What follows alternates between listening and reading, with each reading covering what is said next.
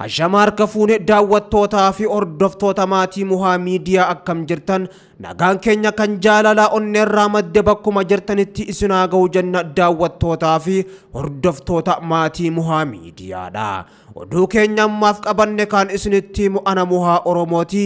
Agaduma sagantaatti nu waliin turaan afeerraa keenya gamanumaan viidiyoo keenya like share gochuu sin dagatinaadha. Woboon godina Qeellam Wallaggaa aanaa Yimaaloogii walalaa gootutti dhuunfachuu beeksisee jira. Gurraan dhalaa 4 bara 2023 irreefi gaachinni ummata Oromoo woboon tarkaanfii qindaa'aa waraana mootummaa Biltsiginna irratti fudhachuu itti fufuudhaan godina Qeellam Wallaggaa keessaa ari'ee aanicha dhuunfatee jiraachuus beeksisee jira.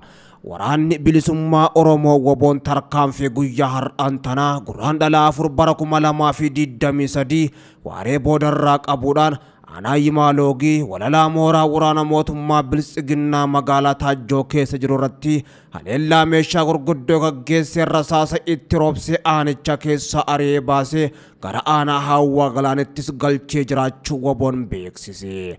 Aanaan Haawwaa Galaanis ammoo muddama hamaa keessa jiraachuun ishee kan dhagahame lolli guddaan naannawa aanichaattis gaggeeffamaa akka jiruu fi waraanni bilisummaa Oromoo woboon aanaa lammeessoo kanaas ammoo marsee jiraachuun himamee jira. Waraanni bilisummaa Oromoo woboon tarkaanfii hamaa aanaa magaalaa Dambidollootti dhiyoo taate kanarratti fudhateen waraana hedduu barbadeessuun bireenii danuu qawwee AKM hedduu rasaasa hedduu jiraroo bireeniitii fi akkasuma meeshaalee garagaraa dugda diinarraa hiikee jiraachuus beeksisee jira. Loltoonni mootummaa Biltsiginnaa kan waraanni bilisummaa Oromoo woboon weerartoota jedhuun ajjeefamanii fi madaanis hedduu yoo ta'an ammoo qabeenyi mootummaa Biltsiginnaa hedduunis barbadaa'e hidhamtoonni siyaasaatis ammoo hedduun isaanii gadhiifamanii jiraachuu woboon ifoomsee jira.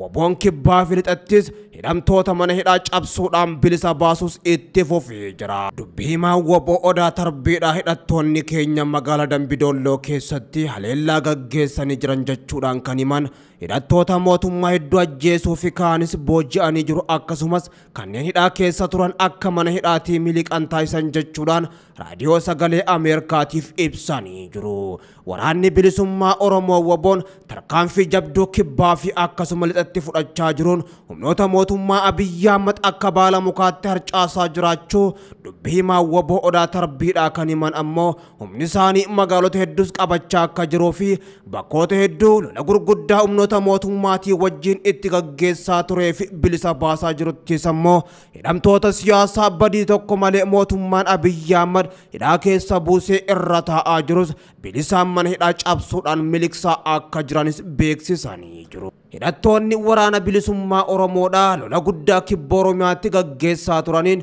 humnoota mootummaa Abiyyi Ahmad dhibboota hedduutti lakkaa'aman booji'anii akka jiranii fi ajajoota waraanaa ol'aanoo ta'anis hedduu isaanii bakka irraa deebii hin qabnetti erganii akka jiranii fi meeshaawwan gurguddoos humnoota mootummaa Abiyyi Ahmad irraa dhuunfatanii akka jiranii fi kutaa waraanaatis 2 guutumattu barbadeessuudhaan humni waraana mootummaa Abiyyi Ahmad kan diigamanii bosonatti faca'anis waraana bilisummaa Oromoo woboodhaan yeroo ammaan tanaa walitti qabamaa jiraachuu woboon kibba Oromiyaadhaa kan beeksise. Lolli woboon kibbaa fi lixatti gaggeessaa jiruu fi jiddu galeessatti gaggeessaa jiru mootummaa Abiyyi Ahmadis akka malee muddamsiisaa jiraachuu keessa beektonninis himanii jiru.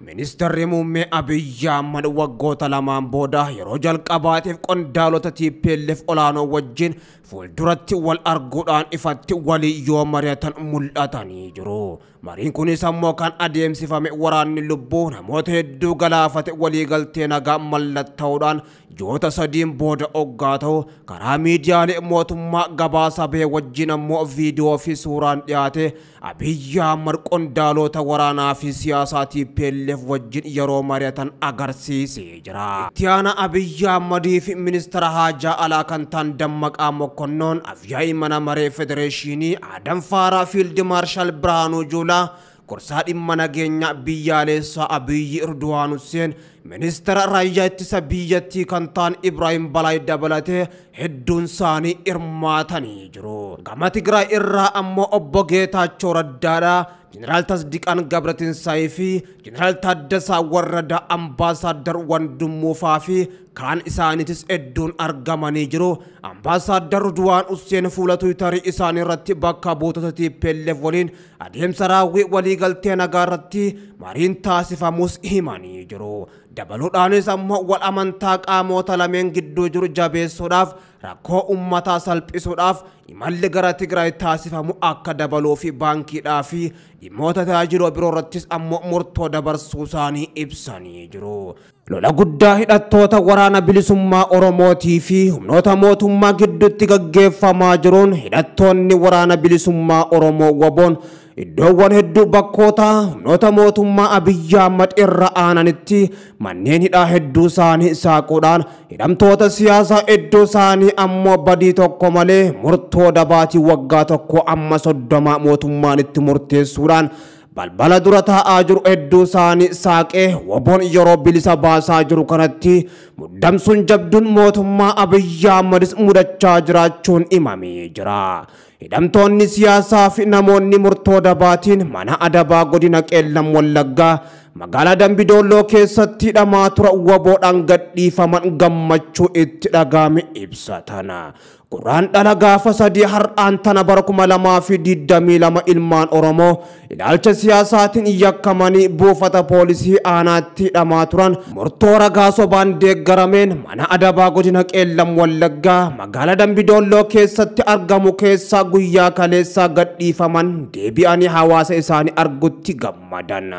Tarkaanfii gootichi waraana bilisummaa Oromoo WBOn magaalaa godinichaa keessatti fudhateen hidhamtoota siyaasaa fi murtoo dabaan mana adabaatti waggaa tokko hanga 25tti itti murtaa'ee ture kun ammoo yakki guddaan achi keessatti irratti raawwachaa turu himuudhaan achi keessaa WBOn guyyaa tokko dhufe akka isaan bilisoomsu eeggachaa turus dubbatanii jiru. Waraana bilisummaa Oromoo WBO deeggartaa fi mattaadhaan shiran ammoo kanneen hidhamaa turan ilmaan Oromoo kun rakkoo hamaasan keessaa baanii ifa aduu arguudhaan hawaasatti makamuu isaaniif gocha WBOn godheef ammoo galateeffatanii jiru. Eegdonni mana hidhaa fi raayyaan ittisa biyyattii bakka iyyutti laaffate ammoo mana adabaa keessatti gumaa waraana keenya isin ajjeesnee baafanna jechuudhaan ammoo itti dhaadataatis akka turan himan. Dhumarrattis hidhamtoonni gadhiifaman kunneen akka jaanitti hawaasni Oromoo nagaan jiraachuudhaaf murni bilisiginnaa kun hundeedhaan buqqa'uun dirqama jedhan tokkummaadhaan kee Oromoon falmachuu qaba jechuudhaanis ergaa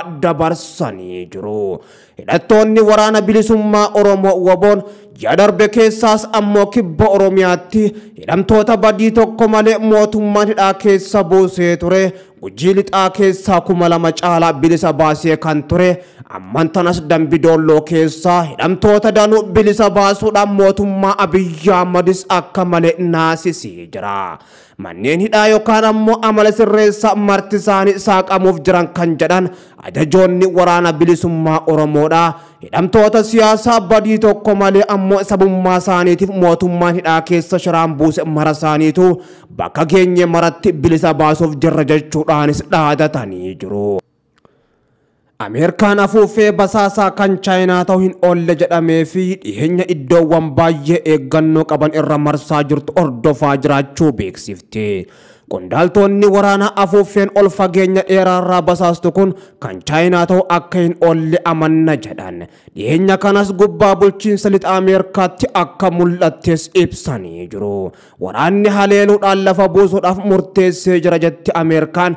Chaayinaan ammoo hanga ammaatti dhugaansaa adda hin baafamnetti oduu ololaa himamaa jiru jette irratti akeekkachiiftee jirti.